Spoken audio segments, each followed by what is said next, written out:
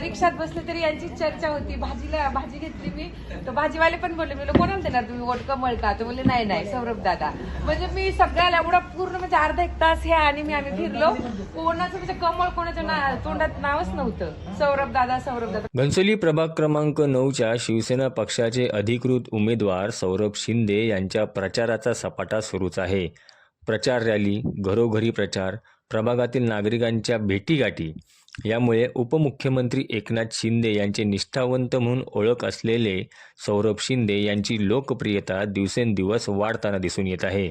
घनसोलीतील वैभवशाली रहिवासी संकुलात झालेल्या मीटिंगमध्ये तेथील नागरिकांनी सौरभ शिंदे यांनाच पाठिंबा दिला असून त्यांना आत्ताच विजयी घोषित केला आहे.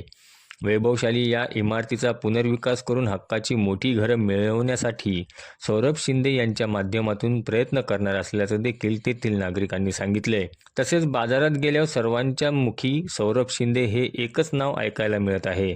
तसेच त्यांच्या प्रचार रॅलीला होणारी गर्दी ही त्यांचा विजय निश्चय करत असल्याचं देखील तेथील महिलांनी सांगितलंय. युवा नेता आहे सगळ्यात अगोदर आणि त्यांची कामं चांगली आहेत, त्यामुळे सर्व भगिनींना वाटायले की ते जर निवडून आले तर त्यांना उद्या जे त्यांच्या परिस्थितीमुळे जे काम वगैरे भेटतील, तर सौरभ दादा असे वादा करतायत की इलेक्शन झाल्यानंतर ते महिलांसाठी उद्योग वगैरे आणतील, घरी पॅकिंगचे वगैरे असे सगळे काम वगैरे, रोडचं वगैरे सगळं काही. आणि सौरभ दादाचं काम खूप चांगलं आहे आणि सौरभ दादा नक्कीच येणार आहेत निवडून. आमच्या महिलांचा आणि आमच्या सोसायटीचा पूर्ण पाठिंबा त्यांच्या मागे आहे. काल मी आपल्या सिम्प्लेक्स वगैरे त्या साईडला गेलेली असत, तर माझ्या फ्रेंड सोबत गेलेली. तर आम्ही रिक्षामध्ये बसलो, रिक्षावाला एवढं होता की सौरभ दादा असे आहेत की सामान्य माणसाच्या घरी गणपतीला जातात, सगळ्यांची हेल्प करतात आणि खूप चांगला माणूस आहे, आम्ही त्यांनाच निवडून देणार, आमची तर दुसरी कुठलीच हवा नाहीये, म्हणजे एकच असणार आमच्याकडे की सौरभ दादा बस. आणि भाजीवाले पण म्हणले, मॅडम तुम्ही कमळ काय मिळाल? मी असं हसत होते की कमळालाच टाकणार आहात का तुम्ही? त्या बोलल्या नाही मॅडम, आम्ही सौरभ दादालाच टाकणार. आणि इतकं म्हणजे एक्सपिरियन्स होता ना तो, की आम्ही खूप हसलो की एवढं वादळ. मी सरांना म्हणले पण की तुम्ही यायची काहीच गरज नाही, कारण खरंच आमच्या घनसोलीमध्ये सौरभ दादा एवढे म्हणायचे ना, रिक्षावाले भाजीवाले ज्याला विचारायचं ते लोक पण तेच म्हणाले की त्यांच्याशिवाय कोणताच नेता येणार नाही, कारण त्यांचं खूप छान काम आहे.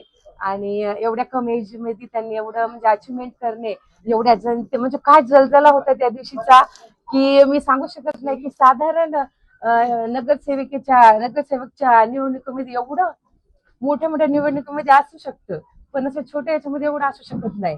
तर ती काहीतरी ते सोल पण चांगला असेल सौरभ दादा की त्यांच्या मागे एवढी करोड जनता आमच्या घनसोलीची आहे. आणि खूप छान प्रकारे काल एकनाथ शिंदेजी बी आले होते ना, तर तेव्हा पण खूप चांगलं सगळं होतं. म्हणजे इतका क्लाउड म्हणजे आजपर्यंत मी कोणी त्याच्या मागे पाहिलाच नाही. मला येऊन इथं 27-28 वर्ष झाले, पण एवढं मी कधीच बघितलं नाही. पहिलं आहे की एवढं छान म्हणजे. आणि खरंच सौरभ दादाचे स्टार खूप चांगले आहेत, तर ते नक्कीच निवडून येणार. मी तर आजच सांगितलं की ते निवडून येणार आहेत. आमचे मागणी एवढीच आहे, आमचे सौरभ दादा शिंदे, आम्हाला एक अपेक्षा त्यांच्याकडून की नवीन तडफदार नेतृत्व आहे आणि त्यांनी घरबंदामध्ये सिम्प्लेक्समध्ये जो काम हाती घेतलेलं आहे, त्या कामामुळे आम्हाला विश्वास पूर्ण आहे की आमच्या ह्या सोसायटीचा डेव्हलपचा विषय त्यांनी मनावर घेतला तर नक्की त्याला पाठपुरावा करून मार्ग निघेल आणि ती सोडवतील अशी आम्हाला अपेक्षा आहे. ते निवडून येण्याचं मी मगाशीच घोषित केलं, निश्चितपणे त्याचा विजय आजच घोषित केला. उपमुख्यमंत्री एकनाथ शिंदे यांनी सुरू केलेल्या लाडकी बहीण योजना याची ही जादू आहे. माझ्या लाडक्या बहिणीची योजना मुख्यमंत्री असताना सुरू केलेली, कोणी माईका लावला तरी कधीही बंद. यापुढे देखील महिलांच्या सक्षमीकरणासाठी मी प्रयत्न करत राहणार असल्याचं सौरभ शिंदे यांनी सांगितलंय. आपण गेले कित्येक दिवस पाहत आले आहेत की महिलांमध्ये एक वेगळाच उत्साह त्या ठिकाणी आपल्याला पाहायला मिळत आहे.